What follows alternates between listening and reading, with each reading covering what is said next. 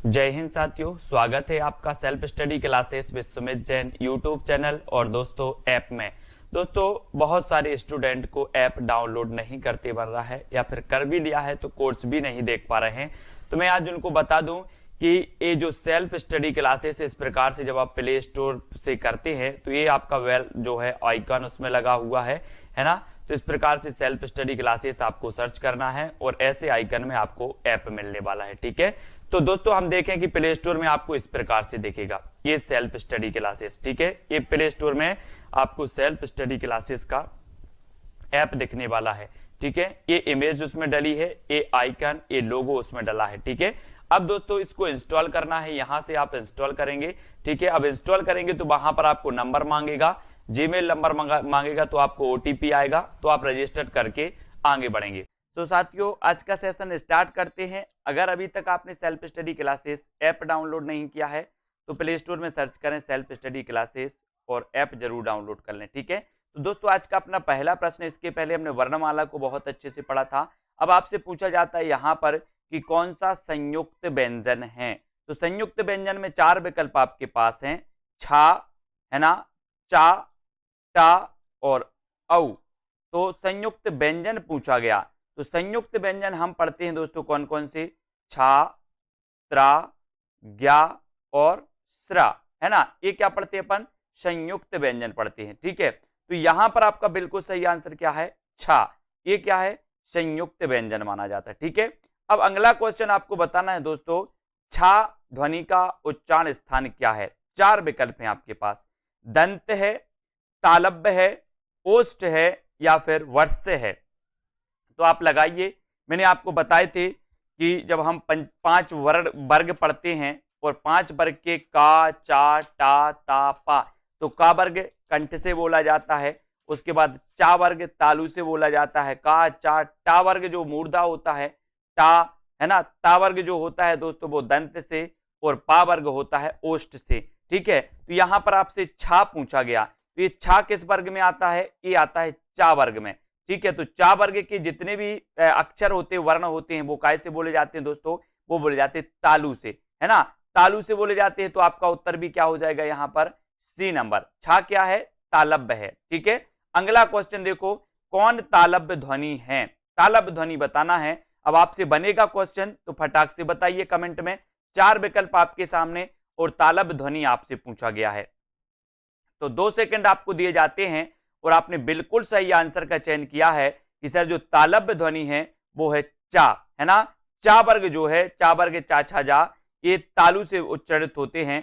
तो आपका उत्तर कहां चला जाता है, एक की तरफ। ठीक है, ए नंबर आपका बिल्कुल सही होगा। इनमें से कौन सा पश्च स्वर है दोस्तों, पश्च स्वर और अग्र स्वर अपन ने पढ़े हैं, तो पश्च स्वर आपको यहां पर बताना है। तो बताइए चार विकल्प में से, बड़ा आ, ई, बड़ा ई और आ, ये जो है इनमें से आपको पश्च स्वर के बारे में बताना कि पश्च स्वर के अंतर्गत कौन सा वर्ण आता है, ये आपको बताना। ठीक है, तो आपने चयन किया है दोस्तों विकल्प नंबर ए, और ए नंबर आपका बिल्कुल सही है। ठीक है, पश्च स्वर के अंतर्गत आता है आ।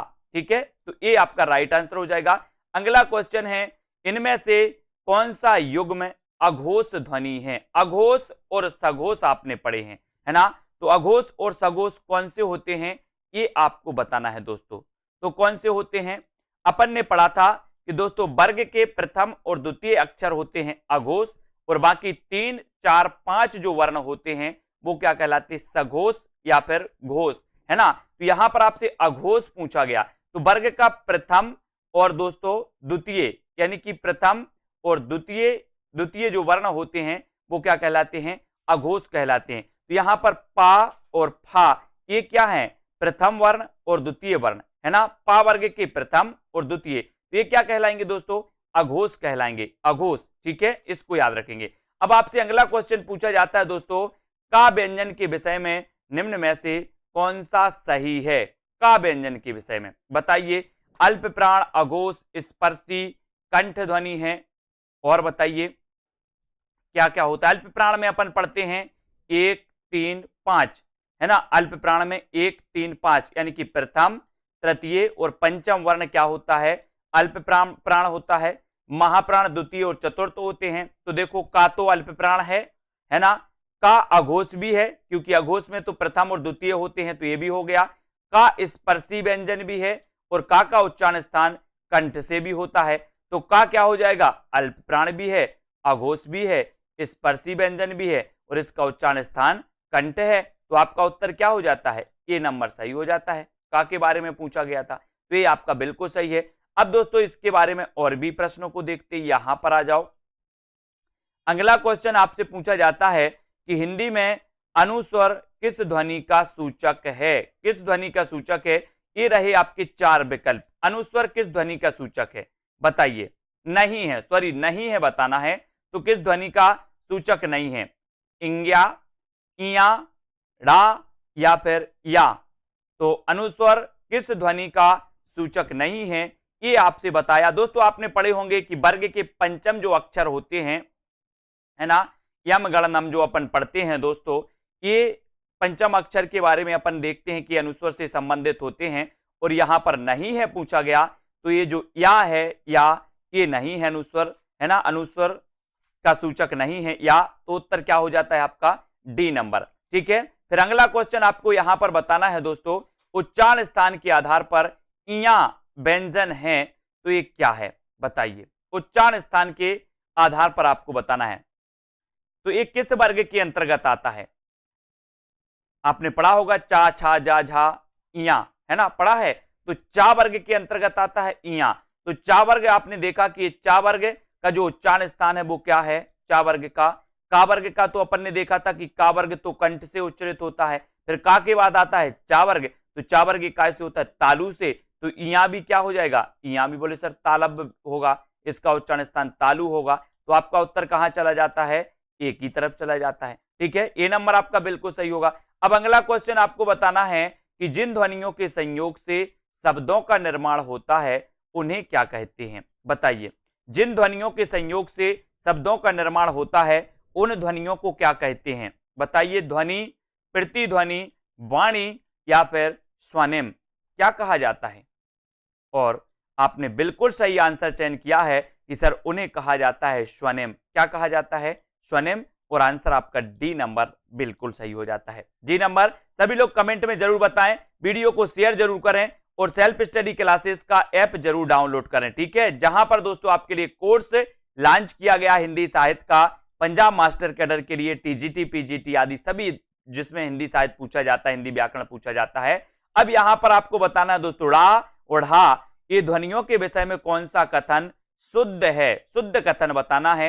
ये तालब ध्वनियां हैं, ये मूर्धन्य उत्क्षिप्त ध्वनियां हैं, इनका प्रयोग शब्द के आरंभ, मध्य तथा अंत में सर्वत्र किया जाता है, या फिर दोनों महाप्राण हैं। अभी चार विकल्प में से आपको चयन करने के लिए बोला गया कि ये जो ध्वनियां हैं इनके विषय में शुद्ध कथन कौन सा है, तो आपने बिल्कुल सही आंसर लगाया है कि सर ये मूर्धन्य उत्क्षिप्त ध्वनियां कहलाती हैं, है ना, उत्क्षिप्त ध्वनियां कहलाती हैं, अर्थात इन्हें द्विगुणी व्यंजन भी कहा जाता है ना। तो उत्तर क्या हो जाएगा आपका बी नंबर। ठीक है, बी की तरफ आपका राइट आंसर। फिर अगला क्वेश्चन है दोस्तों कि उच्चारण की दृष्टि से सा व्यंजन किस प्रकार के माने जाते हैं। ये जो सा हैं ये व्यंजन किस प्रकार के हैं दोस्तों, अंतस्थ हैं, वर्त से हैं, तालब्य हैं, या फिर ऊष्म व्यंजन के अंतर्गत आते हैं। उच्चारण की दृष्टि से आपको बताना है। ये क्वेश्चन कई बार पूछे गए और यहां पर आपका बिल्कुल सही आंसर हो जाता है दोस्तों, ये कहलाते हैं क्या, ऊष्म, ऊष्म कहलाते, ऊष्म व्यंजन कहलाते हैं। तो उत्तर चला जाता है कहां पर, सी की तरफ चला जाता है, जो बिल्कुल सही आंसर है। ठीक है, अगला क्वेश्चन, निम्न में से कौन वर्ण अंतस्थ नहीं है, अंतस्थ कौन सा नहीं है, बताइए। या, रा, हा या फिर वा, अंतस्थ कौन सा नहीं है, अंतस्थ नहीं बताना। अंतस्थ अपन ने पढ़े थे, कौन कौन से पढ़े थे, या, रा, ला और वा, ये अंतस्थ व्यंजन के अंतर्गत आते हैं। ठीक है, तो अपन ने यहां पर देखा कि सर या तो है, रा भी है, ला नहीं है, लेकिन वा है। तो यहां पर जो हा दिया है ये अंतस्थ के अंतर्गत नहीं आता और चला जाता है उत्तर किस तरफ, बी तक, बी की तरफ। ठीक है, वेरी गुड। अगला क्वेश्चन है दोस्तों, या, रा, ला, वा व्यंजनों को क्या कहते हैं। ये भी क्वेश्चन आपसे पूछ लिया गया और ऐसा पूछा भी जाता है कई बार। तो बताइए क्या कहते हैं इन्हें, या, रा, ला और वा व्यंजनों को क्या कहते हैं। आसान क्वेश्चन, सबसे बनना चाहिए। ये क्वेश्चन हमेशा पूछे जाते हैं दोस्तों, है ना। तो यहां पर आपका बिल्कुल सही है आंसर, क्या है, अंतस्थ व्यंजन इन्हें कहते हैं। या, रा, ला, वा, इन व्यंजनों को अंतस्थ व्यंजन कहते हैं और ये कई बार पूछे गए हैं। फिर अगला क्वेश्चन आपसे पूछा जाता है दोस्तों कि निम्न में से वह कौन सा शब्द जिसका अर्थ अनुरूप, उपयुक्त तथा उचित तीनों ही है, पूर्ण, है ना, पर्याप्त, पर्याप्त, या फिर अपन यहां पर देखते हैं, यहां पर आपका दो विकल्प और दिए हैं, दो विकल्प आपको यहां पर दिए हैं दोस्तों, ये है बेतुका और समुचित, है ना।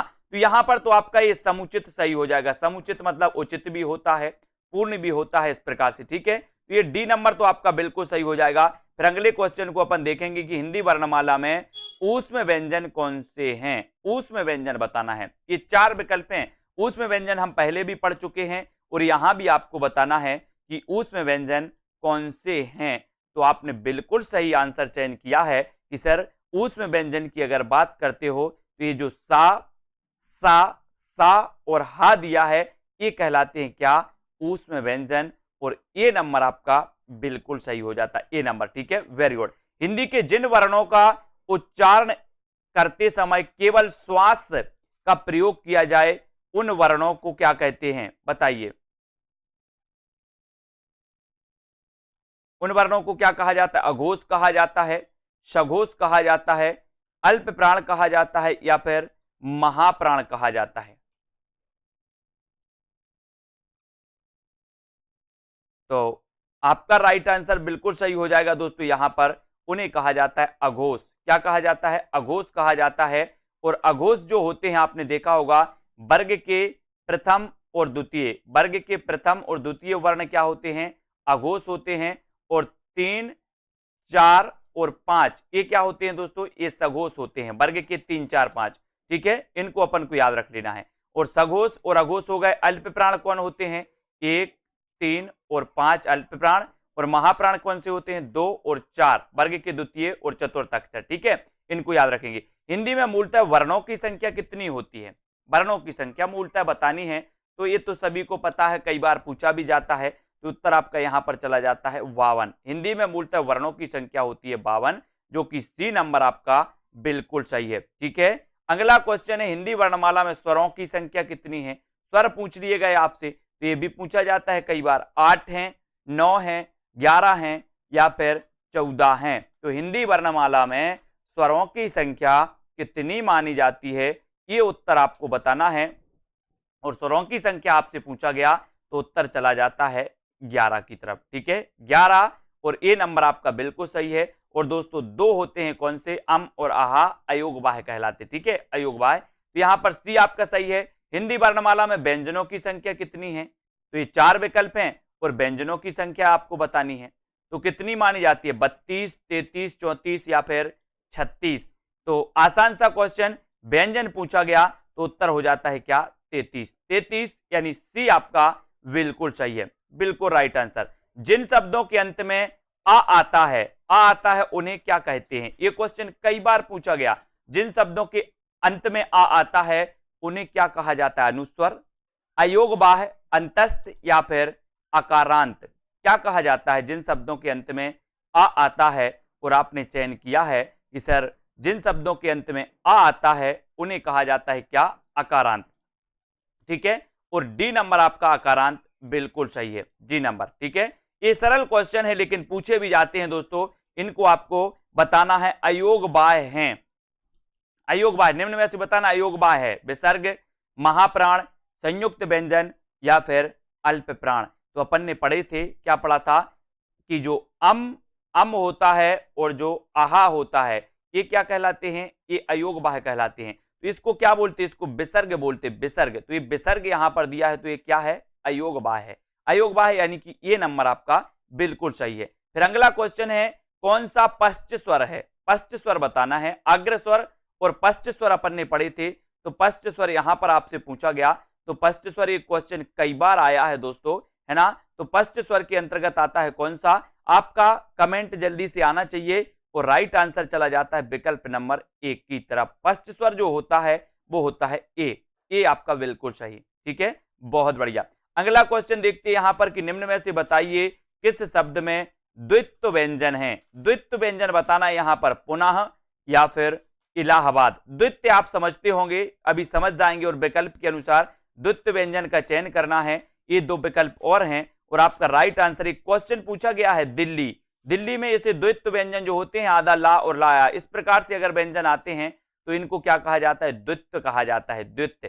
ये क्वेश्चन आता है कई बार, और जिन्होंने नहीं पढ़ा होता तो बोलते हैं ये क्या बलाए पूछ ली गई, ये क्या पूछा गया? द्वित्व व्यंजन तो आज तक नहीं पढ़े, है ना। इसलिए तैयार रहना है। हिंदी वर्णमाला में अयोगवाह वर्ण कौन से हैं? 4 विकल्प हैं, अयोगवाह वर्णों को अपन को चयन करना है।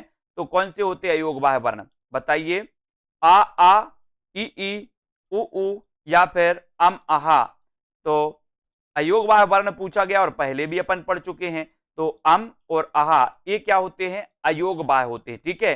कौन सा अमानक वर्ण है? मानक नहीं पूछा गया, अमानक पूछा गया। यहां पर अमानक वर्ण पूछा गया।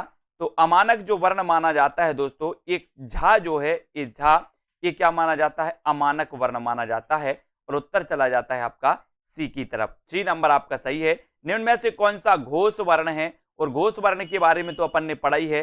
घोष यानी कि सघोष, सघोष को ही घोष कहा जाता है। तो अपन ने देखा था कि वर्ग का प्रथम और द्वितीय अक्षर अघोष और 3, 4, 5 सघोष, ठीक है, क्लियर। अब यहां पर आपसे घोष पूछा गया यानी कि सघोष पूछा गया। तो 3, 4, 5, तो अपन देखते हैं दोस्तों कि जो मां है ये क्या है? पंचम वर्ण है। पंचम वर्ण है ना कि नहीं? बिल्कुल है, ठीक है। तो ये क्या कहलाएगा? ये घोष या सघोष के अंतर्गत आएगा।